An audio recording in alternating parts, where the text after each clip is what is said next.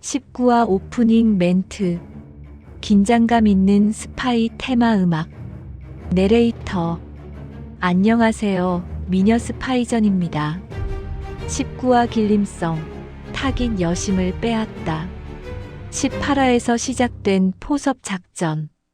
해운대 애견살롱 대회에서 만난 송현영과 장상만. 이제 시작이야. 송현영, 당신은 내가 그토록 기다리던 퍼즐 조각이야. 그리고 해피에게 찾아온 위기. 갑상선 종양. 암일 가능성이 높습니다. 장상만 원장은 휴무일임에도 불구하고 송현영을 위해 모든 일정을 뒤로 미루고 즉시 수술을 진행합니다. 수술실 밖에서 조바심에 발을 동동 구르는 현영.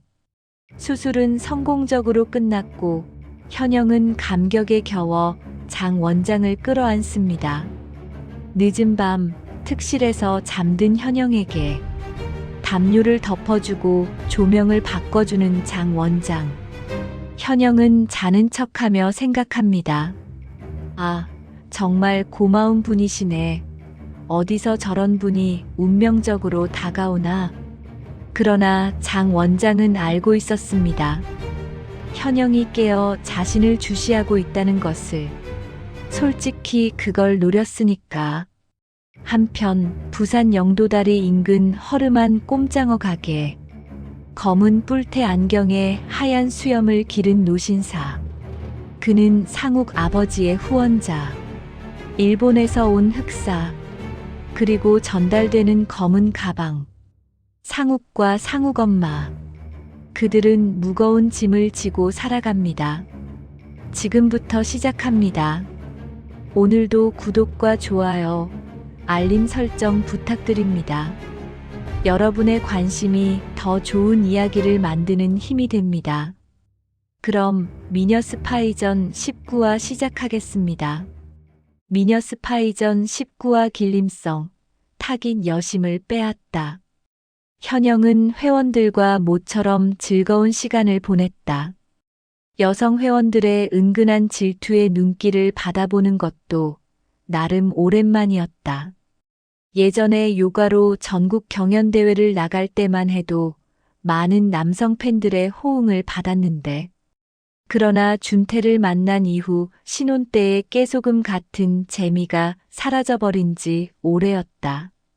야근에 휴일 출근까지 출판사가 뭔 일이 그렇게 많은지. 지들이 무슨 나라를 구하는 FBI나 DIA 정도 되는 줄 아나 봐.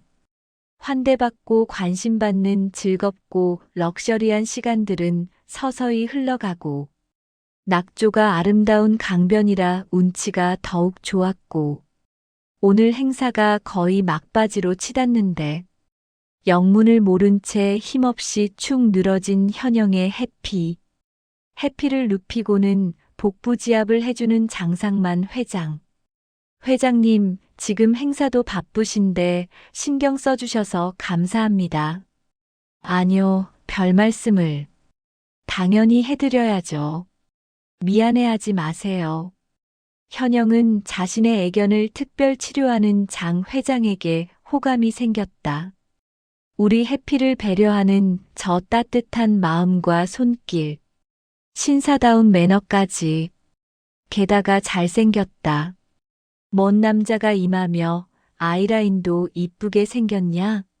성형 전문 병원 모델 해도 되겠는걸. 그런데 손으로 촉진을 하던 장 회장이 놀라는 표정이었다. 현영도 장 회장의 심상치 않은 표정을 보고서 얼굴이 굳어졌다.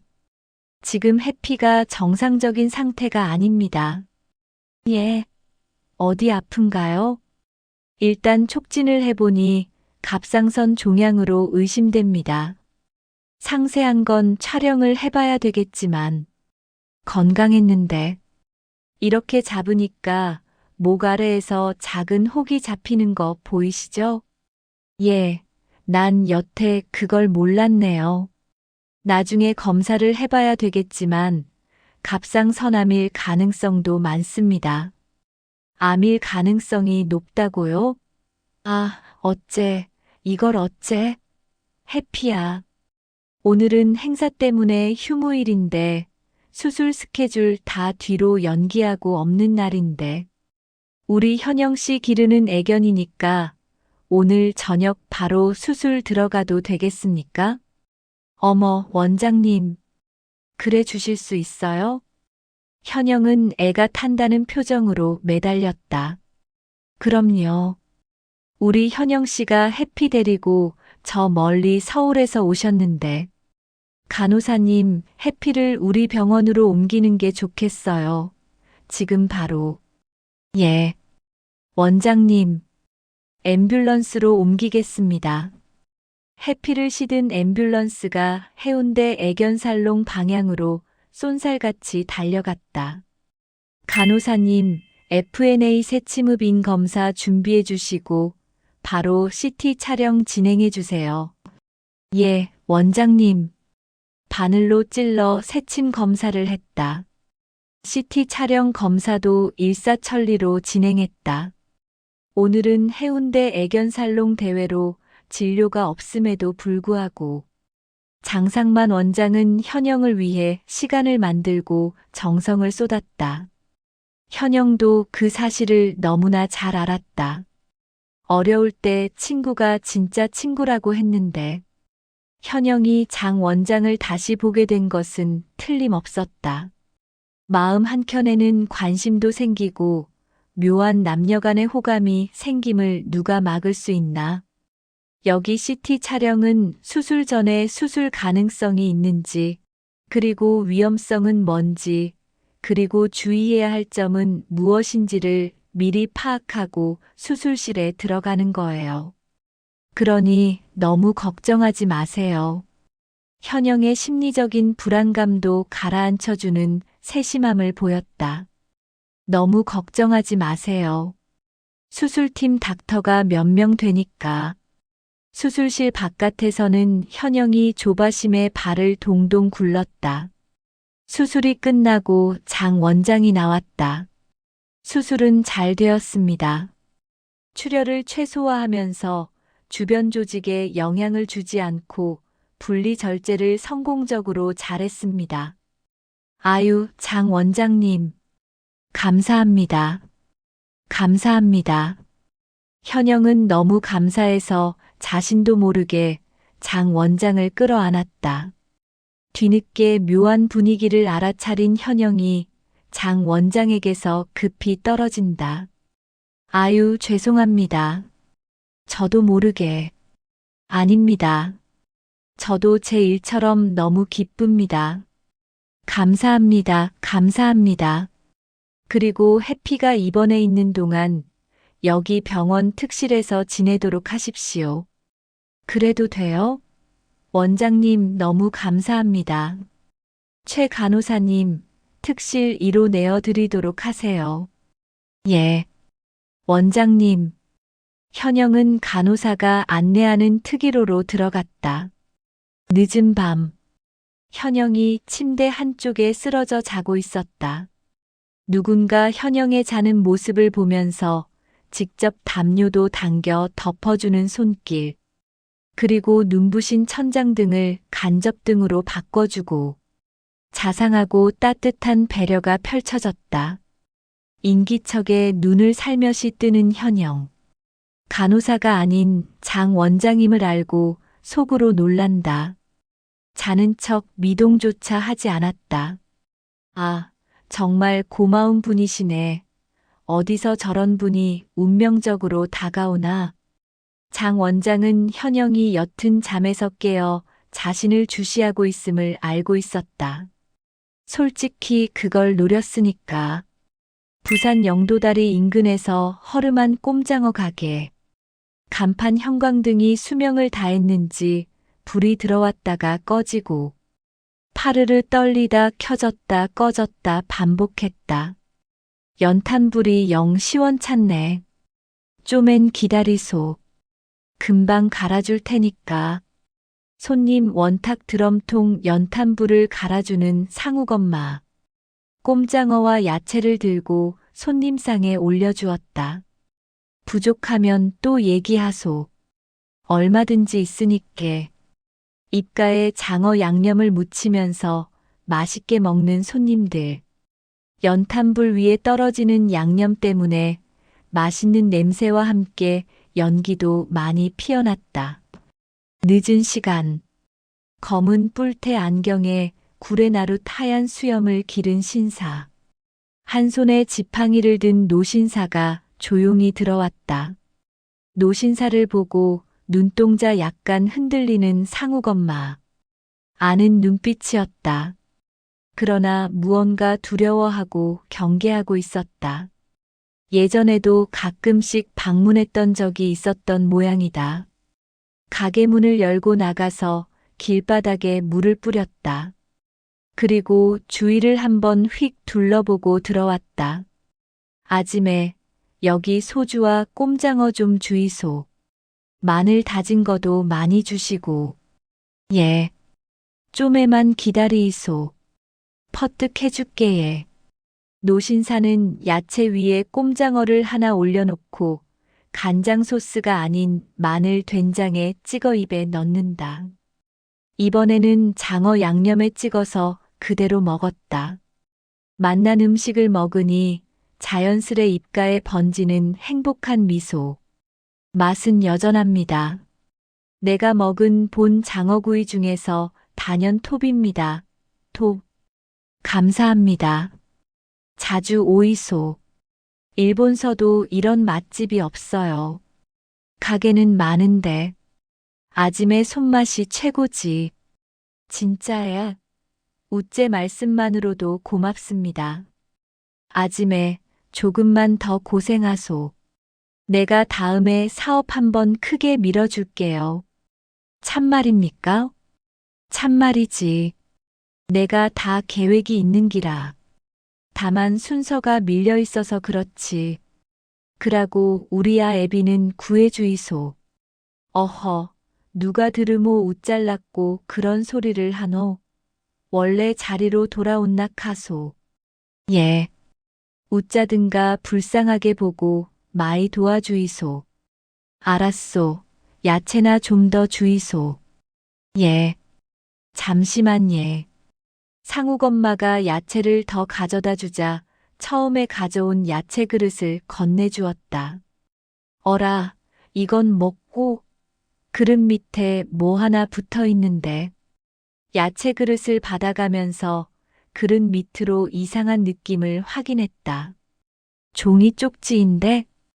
익숙하게 아무 일 없는 듯이 주방으로 들어와서 살짝 꺼내보았다. 깜짝 놀라는 상욱엄마. 은밀한 쪽지임을 알고 누가 볼세라 얼른 바지 주머니에 도로 넣었다. 손님들도 하나둘씩 떠나고 휑한 가게 안을 정리하면서 아까 받은 종이 쪽지를 슬쩍 꺼내는데 약도에 영도다리가 그려져 있고 물건 받을 사람의 특징이 써 있네. 다음 날 상욱엄마 주변을 경계하면서 영도다리 근처를 배회했다. 리어카가 여러 대 보였다. 리어카에 자파 물건 파는 털보 남자가 보였다. 개성공단에 근무하는 백 전무님 심부름입니다. 백 전무님요? 백 전무님 조남이 뭡니까? 예. 백두성 전무요. 상호 확인하기 위한 암호 물음이다. 조용히 다가가서 주머니에서 쪽지를 꺼내 보여주었다. 산전수전 다 겪은 듯 피부가 까무잡잡한 털보 자파상. 주변을 살피고는 리어카 밑에서 조심스레 검은 가방을 꺼내 주었다. 다시 한번 주변을 살피고는 상욱엄마에게 가방을 전달했다. 옆구리에 단단히 끼고서 조용히 자리를 떠나오는 상욱엄마. 다음 날 서울행 기차가 힘차게 달리고 있었다. 60대의 상욱엄마는 열차의 통로 쪽에 앉았다. 허리가 저리고 불편한지 허리를 두드리며 자주 일어섰다 앉았다 했다. 허리 디스크가 너무 심해서 다리가 저렸고 퇴행성 관절염과 골다공증이 있어 거동도 많이 불편했고 등뼈가 휜데다 한쪽 등짝이 기형적으로 볼록하게 솟았다. 허리 상태가 많이 안 좋다는 것을 한눈에 알 수가 있었다. 제발 잠 잘 때만이라도 통증이 없으면 좋겠다. 잠을 잘 때마다 염원을 했건만 현실은 그렇지를 않았다. 게다가 목 디스크가 심해서 일반인들이 베는 베개를 사용하지 못했다. 겨우 수건 한 장을 깔아서 머리에 베고 짧은 잠을 잤다. 상욱이 수건만 깔면 목이 자라목이 되어 더 힘들다고 얘기를 해도 당신은 수건이 편하다고 고집을 부렸다. 가끔은 동네 정형외과에서 무통주사를 몇 대 맞아도 약효는 그때뿐이었다. 상욱이를 만나려 서울로 가면 큰 병원에서 비싼 신경차단 주사를 맞아도 약효가 얼마 가지를 못했다. 의사가 시술이 아닌 큰 수술을 하자고 했을 땐 극구 손사래를 치며 거부하셨다. 이런 모든 게 상욱에게는 스트레스였고 삶의 무게였다. 이런 가정사로 집과 절연하고 가족의 무관심한 정욱 형에게는 경기를 일으키는 상욱. 앞사람 의자 뒤에 있는 손잡이를 단단히 잡고서 의자 등받이에 편히 쉬지도 못하고 대여섯 시간을 빳빳이 앉아서 가야만 되는 중증 환자 상욱 엄마. 비었던 옆자리에 젊은 여자가 탔다. 오대 가요? 참말로 참하게 생겼구먼. 상욱 엄마가 반가워서 한마디 던진다. 저는 수원역에 내려요. 할머니는요? 상욱 엄마와 젊은 여자는 이야기꽃을 피우고 있었다. 내 아들이 개조련사 아이가. 개조련사요? 응, 회장이 독일 유학도 보내줘서 지금은 아마존랜드에서 과장으로 있다 아이가. 어머, 좋으시겠다. 유학도 다녀오고 또 저번에 그 먹고 깜짝 TV에도 나왔다 아이가. 아들 자랑에 신이 난 상욱 엄마. 어머, 저도 그 프로 자주 봐요. 그 먹고 집 무너지모 사람 찾는 거 아닌나? 신은 났는데 정확한 용어가 생각나지 않는 상욱 엄마. 아하, 인명구조견요? 그래. 인명구조견 태풍이. 태풍이는 잘 알죠? 워낙 유명하니까. 상욱 엄마 제대로 맞추었다며 더욱 신났다. 상욱의 원룸 식탁 위. 빈 소주병이 서너 병 보이고 상욱은 벌써 혀가 조금 꼬여 있었다. 고기를 자르면서 엄마의 등짝을 한번 만져보았다. 그래도 엄마 생각하는 건 상욱이밖에 없네. 엄니, 허리는 좀 어떻소? 허리가 더 굽었네. 웃잘 때는 좀 낫고 웃잘 때는 허리가 끊어진다 아이가. 아버지 소식은 있소? 시멘트 바닥에 자면 몸 다 상한다 카던데. 저번에 한밤중에 살짝 왔다 갔는데 조금 말라서 그렇지 괜찮더라. 요즘도 계속 쫓기는 꿈을 꾼다네. 누가 자기를 죽이러 온다고. 그거 약 먹어야 되는데. 정신과에서 치료를 제대로 받아야 되는데. 요즘 노숙자 신분을 이용한 신종 사기도 많다고 신문에 나오던데. 상욱이 서울에서 숨어서 노숙하는 아버지 소식에 안타까워했다. 상욱 아버지는 젊은 시절 북에서 내려온 남파 간첩. 정착하고는 북한 지령에 순명하면서 잘 살았다. 그러나 세월이 지나고 공작금으로 투자를 하다 돈맛에 물들어 옴팡지게 손해도 보고 죄를 지어 감방에 갔다 오는 바람에 북한 방송에서 애타게 찾아도 응답을 할 수가 없었다. 그 후 노동당에 끈 떨어진 배신자로 찍혔고 암살 위협을 모면하기 위해 과감히 가출을 했다. 오직 가족을 지키기 위해 집을 나간 것이었다. 집을 나가 오랜 세월 노숙자로 전전하며 살아가고 있었다. 잠을 자면서도 누군가가 자신을 죽이러 오는 악몽을 꾼다고 해도 가족들이 달리 도와줄 방법이 없었다. 누구에게 하소연을 할 수도 없는 내용이라 그렇게 세월이 지나갔다. 다행히 상욱 엄마가 일본에서 시키는 흑사의 심부름을 간간히 해주고 상욱이가 조금 도와주면서 목숨은 연명하고 있는 것이었다. 몰라. 명색이 일본 조총련에서 공부시켜준 똑똑한 양반이께 알아서 하겠제. 아버지 후원자가 뭔가 하는 일본 양반 요즘도 와요? 그어 턱에 허옇게 수염난 양반 아니쏘? 안 그래도 엊그제 왔다 갔다. 이거 전달해주라 카던데. 상욱애미가 가방을 끌어당기며 보여주었다. 상욱 가방 속을 쳐다보면서 말했다. 이기 뭐요? 세상이 변했는데 그놈의 북조선은 변함이 없답디까? 쉬, 이게 미쳤나? 누가 들으면 어쩔라고. 확 입을 그냥 찢어버려. 상욱애미 놀라면서 누가 들을까 입에 손을 댄다. 들으면 웃잘낀데 우리 아버지 저렇게 만신창이 만들었으면 그만둬야 되는 거 아이가. 상욱 현실이 답답한지 입에다 담배를 물었다. 상욱 엄마는 상욱에게 야단을 쳤다. 쓸데없는 소리 하고 있네. 아무 소리도 하지 말고 시키는 대로 해라이. 그러나 상욱은 담배 연기를 불면서 투덜투덜. 이런다고 세상이 바뀌나?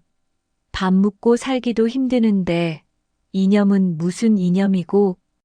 이기 미쳤나? 와 그라노? 뭘 잘못 처먹었나? 교시는 무슨 교시고? 내가 마 확 불어삐끼다.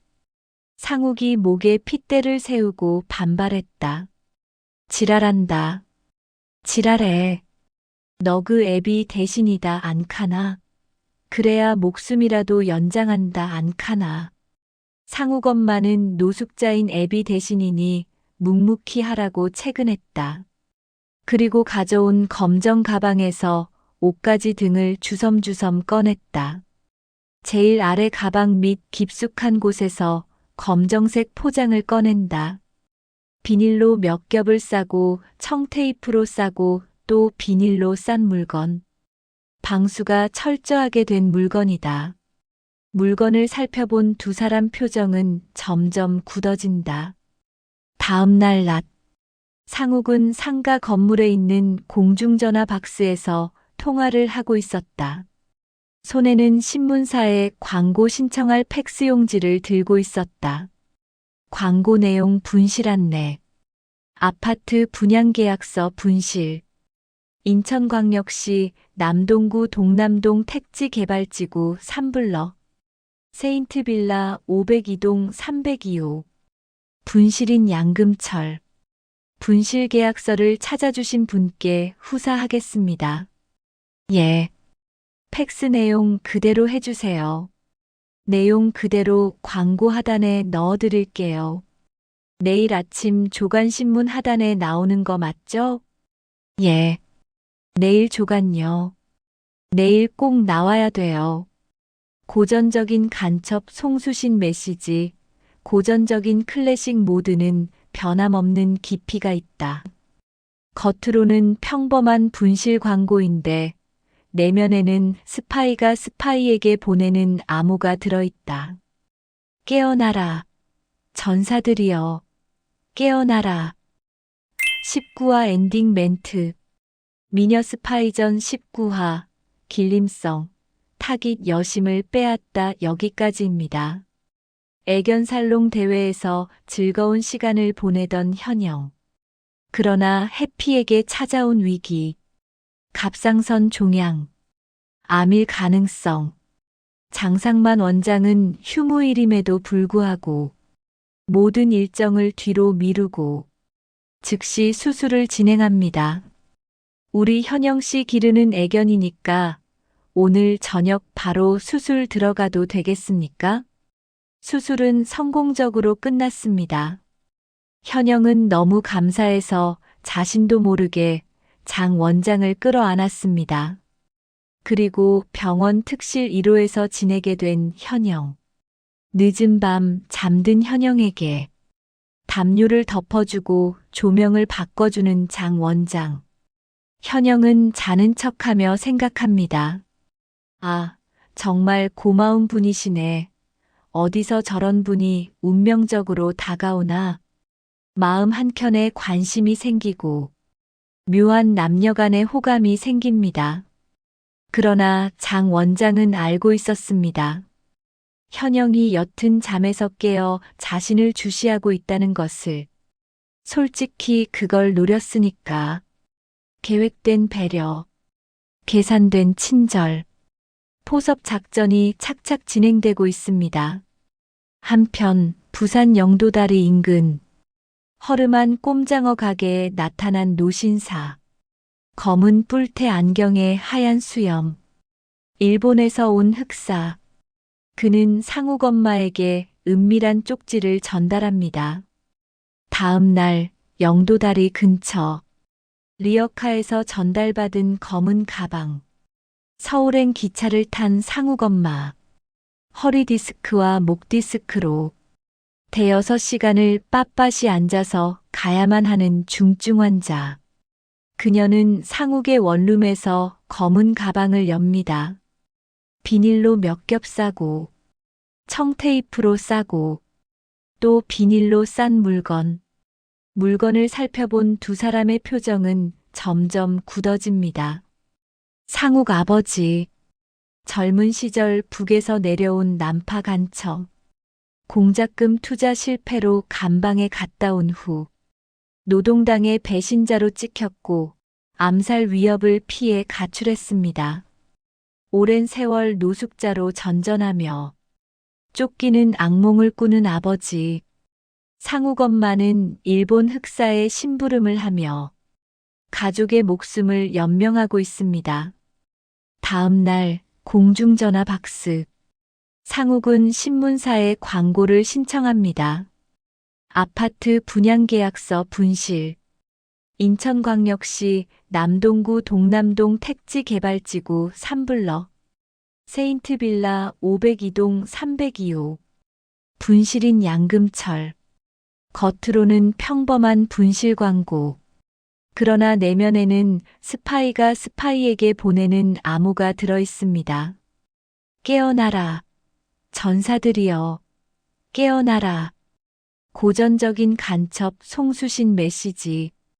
클래식 모드는 변함없는 깊이가 있습니다. 다음 20화에서는 송현영과 장상만의 관계가 더욱 깊어집니다. 그리고 상욱 가족의 비밀이 드러납니다. 오늘 이야기가 재미있으셨다면 구독과 좋아요, 알림 설정 꼭 부탁드립니다. 댓글로 여러분의 생각도 들려주세요. 다음 이야기도 기대해 주시고 건강하시고 행복한 하루 보내세요. 미녀 스파이전이었습니다. 감사합니다.